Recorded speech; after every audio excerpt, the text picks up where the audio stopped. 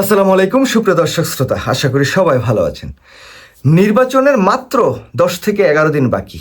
এই সময়টিতে বাংলাদেশের যে দুটি দল রাষ্ট্র ক্ষমতায় যাওয়ার জন্য প্রাণপণ চেষ্টা করছে, এ দুটি দলকে যত প্রকারের আইটেম আছে আক্রমণ করার জন্য সেই আইটেমগুলো দিয়ে আক্রমণ করছে। রীতিমতো দুটি দলের গোপন থাকার মতো আসলে অবশিষ্ট আর কিছু নাই যে বিষয়গুলো দিয়ে আক্রমণ করতে পারে। জনাব তারেক রহমান আক্রমণ করছেন, ডক্টর শফিকুর রহমানরা আক্রমণ করছেন, সব কিছুই ঠিক আছে। কিন্তু গতকাল জামাত ইসলামের আমির ডক্টর শফিকুর রহমানের ভেরিফাইড এক্স আইডিতে একটি স্ট্যাটাস দেওয়া হলো। তার অল্প কিছুক্ষণ পর আবার ডক্টর শফিকুর রহমানের পক্ষ থেকে সেই জায়গায় বলা হলো যে তার আইডিটা হ্যাক হয়েছে। কিন্তু সেই আইডিটাতে প্রথমে যেই স্ট্যাটাসটি দেওয়া হয়েছে সেটার যদি যেই অংশটুকু নিয়ে ব্যাপক বিতর্ক চলছে সেই অংশটুকু যদি বলি, এরকম যে নারী বাইরে বের হওয়া পতিতাবৃত্তিরই আরেক রূপ, এরকম একটি মন্তব্য সেই জায়গায় করা হয়েছে। এখন এই মন্তব্যটা নিয়ে বাংলাদেশের জাতীয়তাবাদী দল বিএনপি এবং বিএনপির ছাত্রদল, বিএনপির নারী সমাজ সবাই রাজপথে নেমে গিয়েছেন যে ডক্টর শফিকুর রহমান এরকম একটা কথা বলছে, তাকে ক্ষমা চাইতে হবে, এই করতে হবে, সেই করতে হবে, তাকে আর ভোট দেওয়া যাবে না। সব কিছু কিন্তু একবারে চরম একটি পর্যায়ে আছে এবং নারী নিয়ে যাদের একটু চুলকানি আসছে আর কি, তারাও এই বিষয়টি নিয়ে একেবারেই রাজপথ মিডিয়া সব কিছু গরম করে একদম তুলকালাম একটা অবস্থা।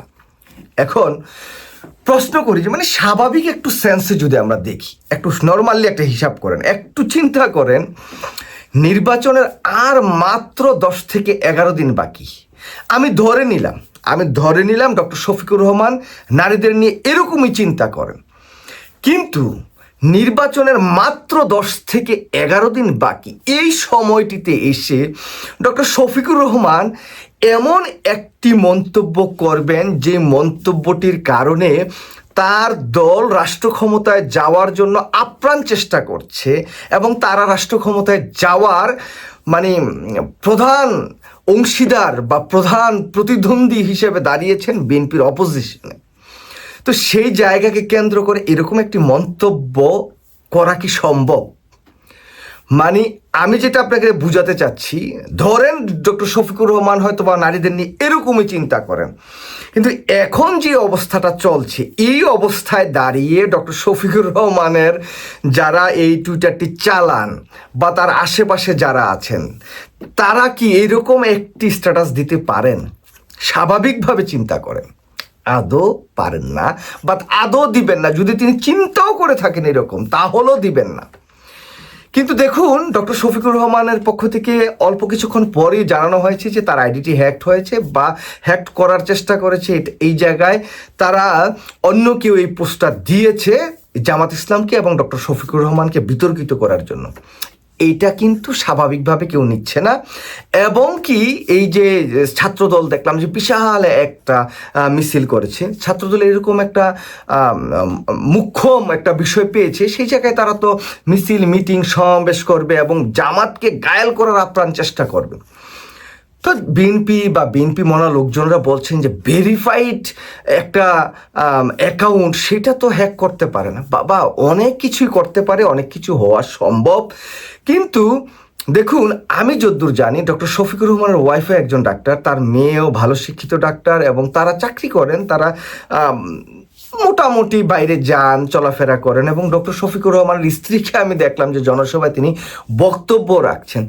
তো যেই মানুষটার ওয়াইফ বক্তব্য দেন, তারা বাইরে যান, কিন্তু যেই মানুষটার ওয়াইফ একজন ডাক্তার, তার মেয়ে ডাক্তার, তো সেই জায়গায় তিনি মেয়েদের নিয়ে এরকম মন্তব্য করবেন।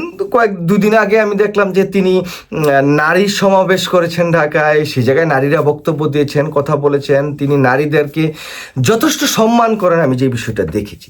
এবং ডক্টর শফিকুর রহমান যদি রাষ্ট্র ক্ষমতায় যায় তাহলে বাংলাদেশের প্রধানমন্ত্রী হবেন, এরকম একটি অবস্থায় ডক্টর শফিকুর রহমানের মতো একজন মানুষ এরকম একটি মন্তব্য বা এরকম একটি পোস্ট তার এক্স হ্যান্ডেলে দিবেন, ভেরিফাইড এক্স হ্যান্ডেলে, এটা দিয়ে তিনি তার যে দলটাকে নিয়ে সামনে এগিয়ে যাচ্ছেন সেই দলটাকে বিতর্কিত করবেন, এবং কি তার যে নির্বাচনী যে প্রচারণা সেই জায়গায় তিনি বিতর্কিত হবেন, তার দলকে বিতর্কিত করবেন, তার দলীয় যত নেতাকর্মীরা আছে তাদেরকে বিতর্কিত করবেন। এটা সুস্থ স্বাভাবিক মস্তিষ্ক দিয়ে যদি চিন্তা ভাবনাও করি, তাহলে আমার কাছে অন্তত পক্ষে এই পোস্টটা বিশ্বাসযোগ্য মনে হয় না।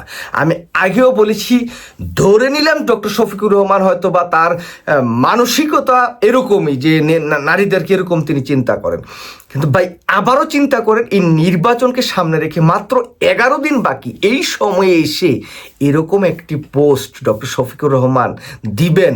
তিনি একজন ডাক্তার মানুষ, তিনি শিক্ষিত মানুষ এবং অত্যন্ত প্রজ্ঞাবান বিচক্ষণ একজন রাজনীতিবিদ, অত্যন্ত চমৎকার কথা বলেন এবং বাংলাদেশের রাজনীতিটা বুঝেন।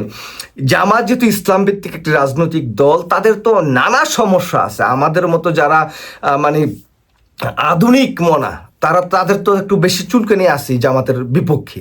তো এত চুলকানি থাকার পর তিনি এরকম একটি পোস্ট দিয়ে তার দলকে বিতর্কিত করবেন, এটা বোকার স্বর্গে যারা বাস করছেন তারা হয়তো বা এটা বিশ্বাস করতে পারেন, কিন্তু বাংলাদেশের স্বাভাবিক যারা অন্ততপক্ষে ন্যূনতম বুদ্ধি আছে, জ্ঞান আছে, তারা অন্ততপক্ষে আমি মনে করি না ডক্টর শফিকুর রহমান নারীদেরকে নিয়ে এরকম মন্তব্য করবেন, বা তিনি এই মন্তব্যটি করেছেন আমি দৃঢ়ভাবে বিশ্বাস করি। এবং আমি যতগুলো বিষয় নিয়ে ঘাটাঘাটি করে দেখেছি, এই যে ওনার যেই এক্স হ্যান্ডেল যেটা, এটা অবশ্যই হ্যাকড হয়েছে, অথবা কেউ হ্যাকড করার চেষ্টা করেছেন, অথবা কোনো না কোনোভাবে তার এটাকে একটা পোস্ট তারা এখানে দিয়েছেন। পরবর্তীতে তারা কিন্তু দুঃখ প্রকাশ করেছেন এবং তারা ঐক্যবদ্ধ থাকার কথা বলেছেন, এবং এই পোস্টটাতে তারা বিচলিত হবেন না এবং তাদের রাজনৈতিক দলের নেতাকর্মী সবাইকে ঐক্যবদ্ধ থাকার চেষ্টা করেছেন। আমি দৃঢ়ভাবে বিশ্বাস করি এটা জামাত ইসলামের